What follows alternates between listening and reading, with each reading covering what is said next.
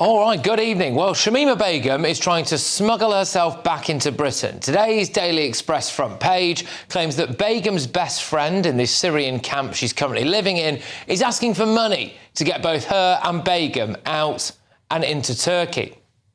She's in the Al Roj detention camp.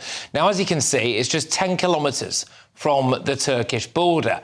According to the Daily Express, Shamima's friend, Hoda Muthana, who was stripped of her American citizenship when she also went to join ISIS, appears to have contacted a journalist asking for money to get her and Shamima smuggled out and then into an embassy in Turkey, where they seem to think that Turkey will then deport her and that Britain will have to accept. Look, I'll tell you what I think is really going on here. They want to get out of the camp, then pay human traffickers to take them along the most well-trodden illegal migrant route of recent times, through Turkey, into Europe, and ultimately to northern France. And people might say, well, that's unrealistic. Really? I mean, we've had jihadis, murderers and paedophiles who've managed to make it. I mean, just today, an Afghan accused of rape in Austria was accidentally granted asylum in Britain due to a Home Office error. I mean, we've all had a few bad days at work, haven't we? But have you ever accidentally given asylum to a suspected rapist? I mean, no. It's ridiculous, isn't it? In fact, we here at GB News have come across a leaked picture which suggests that Shamima has already made the journey. There she is. As you can see, she's even paddling the boat across the channel. The White Cliffs of Dover are right behind her. So is a Border Force boat ready to collect her. She could be anywhere right now. Oh, hang on. I think we've uncovered where she is. Oh my gosh, there she is. She's in a Holiday Inn hotel already. Shamima's back, everyone. She's made it. All right. Now, of course, that is a joke. Those are fake pictures. But bearing in mind that one bloke we deported under the government's one-in, one-out scheme came back on a small boat a few weeks later, it's not beyond the realms of possibility that Shamima might set sail from Calais. She also currently has a case with the ECHR. She's trying to claim, under Article 4, that she was trafficked and a victim of modern slavery when she joined ISIS. Well, forgive me, Shamima, but if you are trying to use human traffickers to get yourself back to Britain, it does slightly undermine that, and so does, crucially, this clip, where she says that she knew all about ISIS atrocities and was fine with it. Did you know what Islamic State were doing when you left for Syria? Because they had beheaded people, there were executions. Yeah, I knew about those things and I was okay with it. Just a poor trafficked girl there, dragged to the clutches of ISIS against her will. She didn't seem bothered or sorry about the ISIS Manchester Arena bomb attack. I do feel that it's wrong that innocent people did get killed.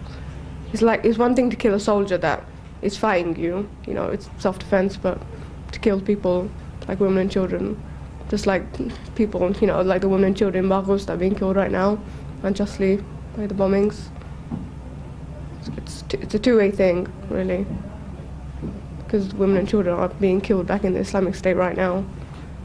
And it's kind of retaliation. Their justification was that it was retaliation, so I thought, okay, that is a fair justification. Yeah. The problem is, there are loads of people in Britain who I think would be perfectly happy to welcome Shamima back, whether it's the far-left human rights lot, the Gaza gang, or maybe even just some of these lads who were out in force in the same area that she's from. Everyone is here, my people. Alhamdulillah. Have a look.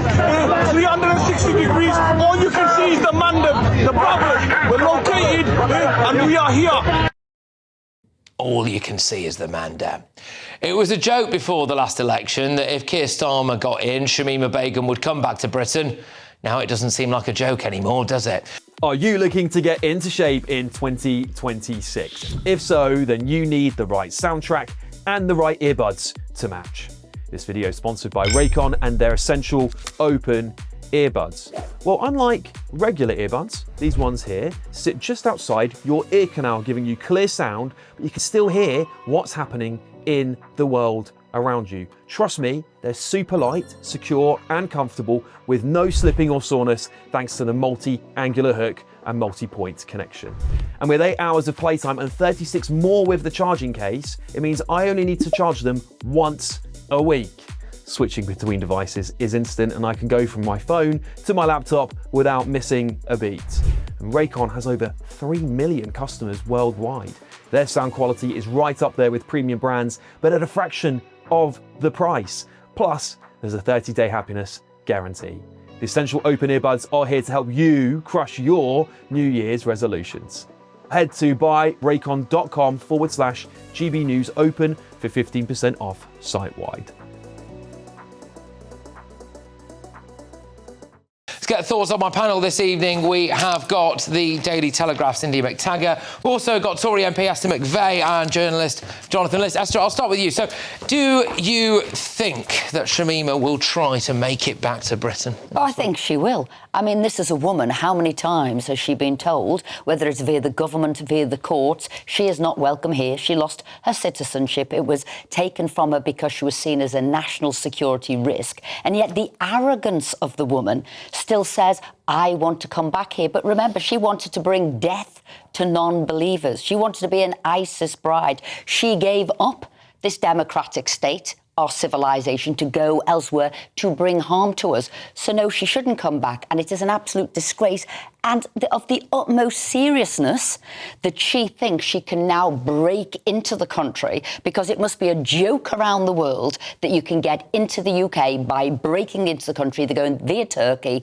or coming via the Channel. And she must be stopped at all accounts. Yeah, India, look, your views on the old Shamima Begum situation.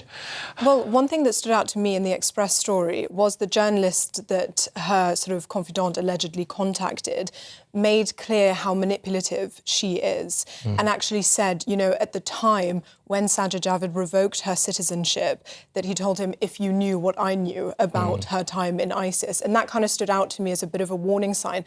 But I mean, this case has become a test case for balance between civil liberties and national security. And I think that's why it's so important, because obviously Britain's respect for legal norms has been called into question, because rendering an individual stateless is effectively, you know, against illegal under international law. So I think that part she had another citizenship, so she wasn't quite stateless.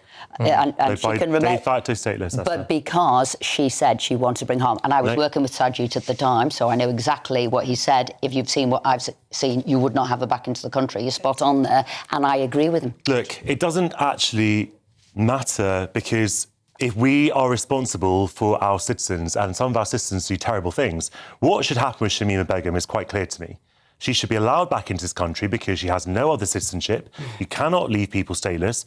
Bangladesh, she has no relation to that country. They've already said categorically she's not a Bangladeshi citizen. She has no right to go to Bangladesh. Yeah, nobody wants her. Fine. Well, that's not how international law works. It works for people that you don't like, and that's where human rights actually count. When people that are the worst people in the world, that's when human rights actually count. It just says here in my notes, so much sympathy, this is your comments, my producer, so much sympathy for groomed teenage girls, except this one, strange, isn't it? I mean, we just played you the clip there, which I think blows that apart, doesn't it, Jonathan, really? Her saying that she was aware of ISIS beheadings and bombings and all of that stuff, Patrick, and she was fine with it. Heaven's sake, Patrick. Not really people who are 15 are radicalised. We know that. We've talked about this countless times on this programme. You'd give her the vote, wouldn't you, in a few months' time? She's 16 years old, votes for 16-year-olds? What's that got to do with anything? Well, because she's old enough to vote she in about was 6 groomed. months' time. Oh, my goodness. No. We talk about groomed teenage girls on this programme week after week. So can I ask you, Jonathan, there were gangs that got in touch with her, that groomed her, and if you think that's not true, then let's test it in court. The fundamental point, I'll get to this. The fundamental point is that she should be here and put on trial if Would you live with her? No, can I ask you another thing, Jonathan? No. How do you... Ridiculous question. Can you it's not ridiculous. Look, how do you de-radicalise her?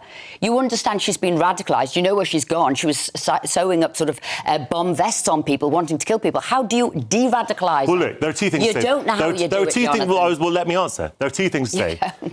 If the UK government or the UK police, whatever, think that she has committed a crime, then the normal thing should happen, which is she is charged with a crime and put on trial, where she be tried by a jury of her peers. If they think that there's no evidence that she's been guilty of a crime, then she should go through the normal de-radicalisation procedures that we have in this country for other teenage people who are radicalised in this country. I don't know why this is so difficult. No. OK, it's because she's a dangerous lunatic. Well, there are lots of dangerous people in this country, Patrick. Yeah. They're still our problem. And that's an unfortunate thing, but it's true. That you wouldn't say you would live with with her. But of course, I wouldn't live with her, Patrick. I wouldn't live with. I wouldn't live with any teenage girl. No, well, okay, she's not now. She's 26. Well, I wouldn't live with any 26-year-old woman either.